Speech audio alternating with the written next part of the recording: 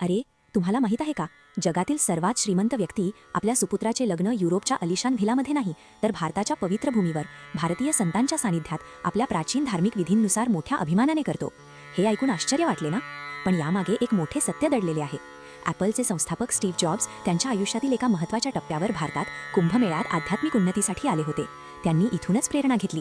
फेसबुकचे mark Zuckerberg जेव्हा त्यांच्या कंपनीवर संकटाचे ढग जमा झाले होते, तेव्हा स्टीव्ह जॉब्स यांच्या सल्ल्याने नैनितालमधील कैचीधामला जाऊन आले. आणि तुम्हाला माहीत आहे, त्यानंतर त्यांची कंपनी पुन्हा भरारी घेऊ लागली. आज एआयचे नेतृत्व करणारे सॅम ऑल्टमन ब्रह्म आणि आत्मन एकच आहेत या अद्वैत सिद्धांतावर दृढ विश्वास ठेवतात. बिल गेट्स असोत, रतन टाटा असोत की इलॉन मस्क, हे सर्वजण कोणत्या ना कोणत्या स्वरूपात अध्यात्माशी जोडलेले आहेत. हा केवळ योगायोग आहे की यात काही सखोल सत्य दडलेले आहे? या अब्जाधीशांना ज्याची जाणीव झाली आहे तेच सत्य आजच्या विज्ञानयुगातही सिद्ध होत आहे. आपल्या प्राचीन शास्त्रांमध्ये एक अद्भुत श्लोक आहे. पुरुषार्थ हीनाः संसारे पशवः परिकीर्तिताः धर्मार्थ काममोक्षाश्च पुरुषार्थाः प्रकीर्तिताः. याचा अर्थ पुरुषार्थाशिवाय जीवन व्यर्थ आहे. आपल्या सनातन परंपरेने जीवनाचे 4 आधारस्तंभ सांगितले आहेत: धर्म, अर्थ, काम आणि मोक्ष. यातील अर्थ म्हणजे केवळ पैसा नव्हे, तर भौतिक समृद्धी, यश आणि ऐश्वर्य. अनेकदा लोकांना वाटते की अध्यात्म म्हणजे संसार सोडून वैराग्य पत्करणे, मोहमायेचा त्याग करणे. मग अध्यात्म आपल्याला धनवान कसे करू शकते? हा एक गोंधळात पाडणारा प्रश्न आहे, नाही का? पण आज आपण आपल्या प्राचीन शास्त्रांच्या दृष्टीने आणि आजच्या युगाच्या दृष्टीनेही याचा सखोल विचार करणार आहोत आणि त्यामागील गूढ विज्ञानाचाही उलगडा करणार आहोत. आजवर तुम्हाला वाटले असेल की अध्यात्म म्हणजे फक्त पूजा अर्चा, मंत्रजप किंवा धार्मिक विधी.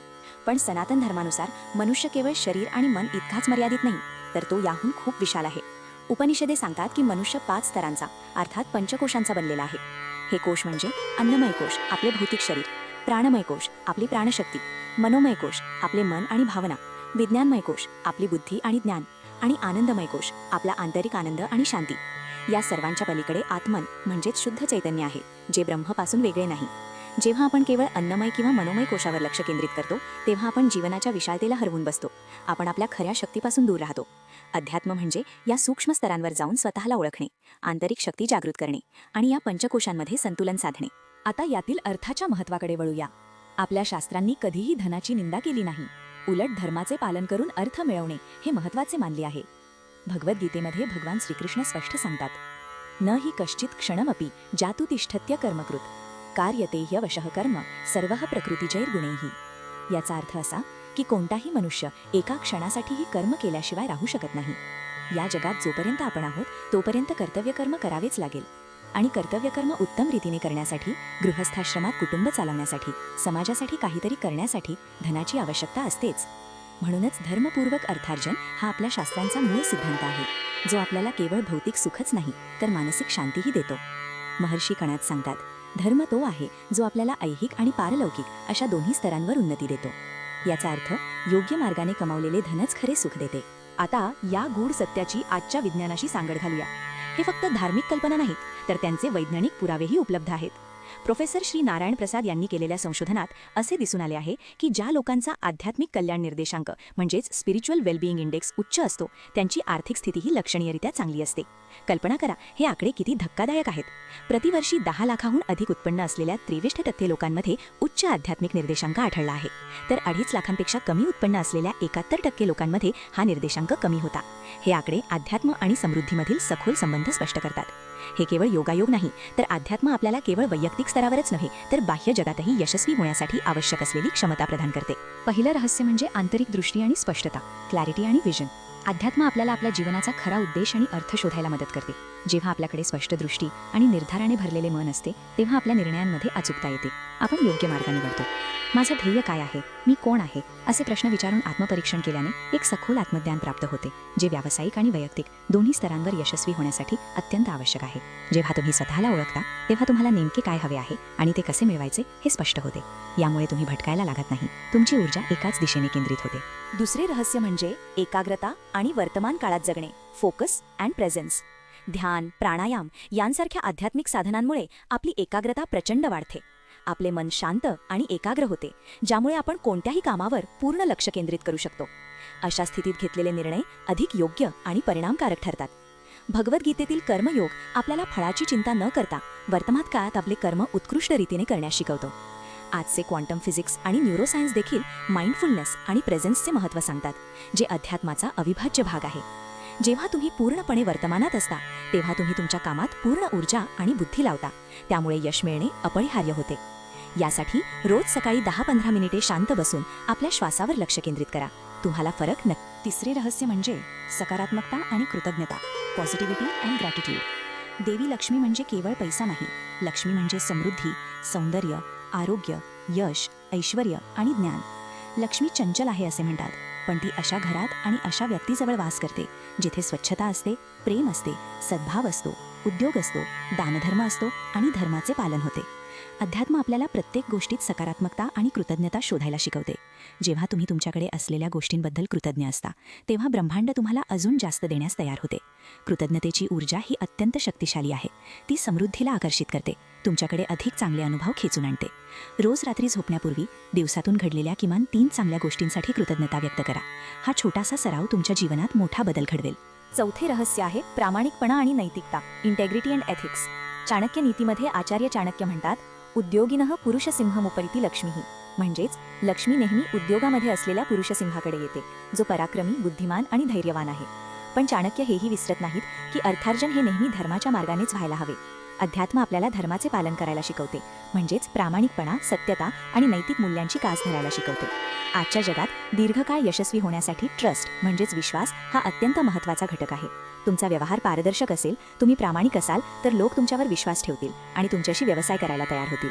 यामुळे तुमचे केवळ भौतिकच नव्हे तर सामाजिक धनही वाढते, जे यशासाठी खूप महत्त्वाचे आहे. पाचवे रहस्य म्हणजे दान, धर्म आणि सेवा, चॅरिटी अँड सर्व्हिस. आपल्याकडे दिल्याने वाढते अशी म्हण आहे. आध्यात्मिकदृष्ट्या दान हे अत्यंत महत्त्वाचे आहे. कुबेराची कथा आपल्याला आठवतेच. पूर्वी ते अत्यंत कुरूप आणि दरिद्री होते, पण कठोर तपश्चर्या आणि धर्माचे पालन केल्याने त्यांना भगवान शंकरांनी धनाधीश होण्याचा वर दिला. तुम्ही जे इतरांना देता ते तुम्हाला अनेक पटींनी परत मिळते, हा सृष्टीचा नियम आहे. दान म्हणजे फक्त पैशांचे दान नव्हे, तर तुमच्या ज्ञानाचे, वेळेचे, ऊर्जेचे दान. जेव्हा तुम्ही समाजाला काही देता तेव्हा समाजही तुम्हाला परत देतो. यामुळे केवळ तुमचे सामाजिक नेटवर्क वाढत नाही, तर तुमच्या सभोवताली एक सकारात्मक ऊर्जा निर्माण होते, जे समृद्धीला आकर्षित करते. आठवड्यातून एकदा तरी एखाद्या गरजूला मदत करण्याचा प्रयत्न करा किंवा एखाद्या सामाजिक संस्थेत तुमचा वेळ द्या. यातून मिळणारे समाधान आणि परतफेड दोन्ही अनमोल आहेत. सहावे रहस्य आहे इच्छांवर नियंत्रण, सेल्फ मास्टरी ओव्हर डिझायर्स.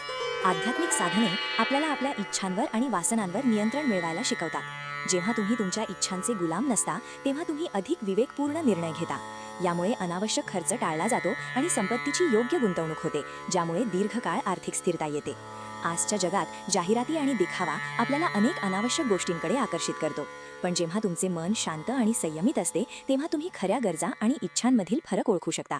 यामुळे केवळ पैसा वाचतो असे नाही, तर मानसिक शांतीही मिळते.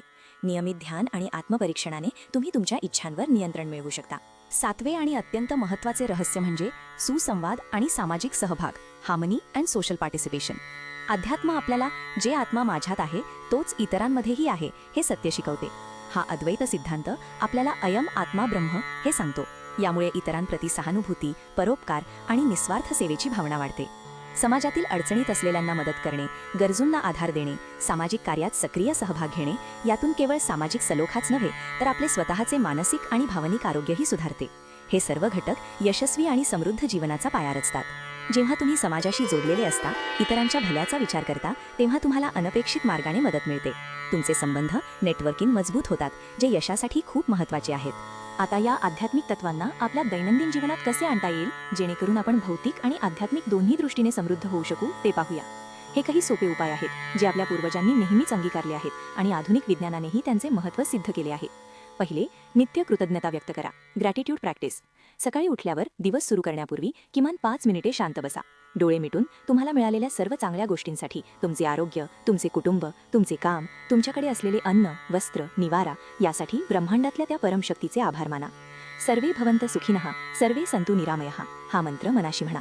यामुळे तुमच्या मनात एक सकारात्मक ऊर्जा निर्माण होईल, जी तुमच्या संपूर्ण दिवसाला ऊर्जावान बनवेल. यामुळे तुमच्या मनात सकारात्मकता भरते आणि तुम्ही अधिक गोष्टी आकर्षित करता. दुसरे, शुद्धता आणि स्वच्छता.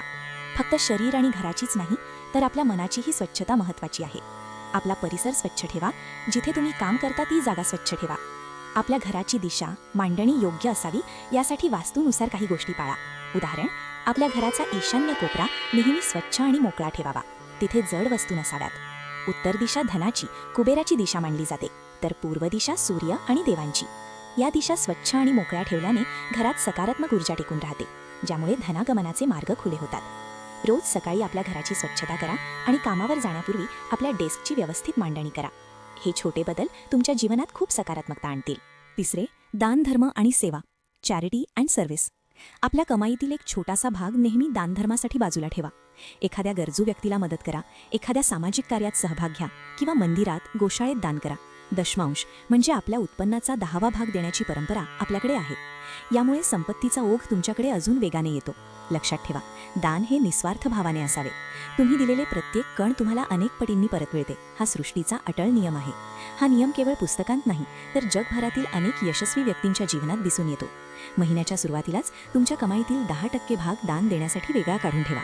यातून तुम्हाला मानसिक समाधान आणि भौतिक समृद्धी दोन्ही मिळेल. चौथे, नियमित उपासना आणि मंत्रजप. आपल्या कुलदेवतेची किंवा श्री लक्ष्मी देवीची नित्य उपासना करा. कमीत कमी एक दिवा लावा, अगरबत्ती लावा आणि मनापासून काही क्षण भगवंताचे स्मरण करा. श्री सूक्ताचे पठण किंवा ओम महालक्ष्मये नमः या मंत्राचा 11 किंवा 108 वेळा जप करणे अत्यंत शुभ मानले जाते. हे मंत्र केवळ शांतीच नाही, तर आपल्या ऊर्जा चक्रांना सक्रिय करतात आणि ब्रह्मांडातून समृद्धीची ऊर्जा आकर्षित करतात. यामुळे मनात शांती येते आणि सकारात्मकता वाढते.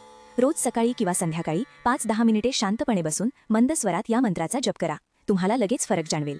पाचवे, नैतिक आचरण आणि सत्कर्म, ethical conduct and good deeds. आपल्या व्यवसायात किंवा नोकरीत नेहमी प्रामाणिक राहा. कोणाची फसवणूक करू नका, खोटे बोलू नका. आपल्या कर्मचाऱ्यांशी, सहकाऱ्यांशी, ग्राहकांशी आदराने आणि समानतेने वागा. जे जे आपणासी खावे ते इतरांशी शिकवावे, शहाणे करून सोडावे सकळ जना. या संतवचनाप्रमाणे आपल्या ज्ञानाचा वापर इतरांच्या भल्यासाठी करा. तुमचे प्रामाणिक वर्तन आणि सत्कर्म तुम्हाला केवळ यशच नाही, तर लोकांचा विश्वास आणि आदरही मिळवून देईल, जे कोणत्याही संपत्तीपेक्षा मोठे आहे. तुमचा शब्द हीच तुमची ओळख असायला हवी. नेहमी सत्य बोला आणि तुमच्या कृतीतून ते दाखवा. हा तुमचा ब्रँड बनवेल.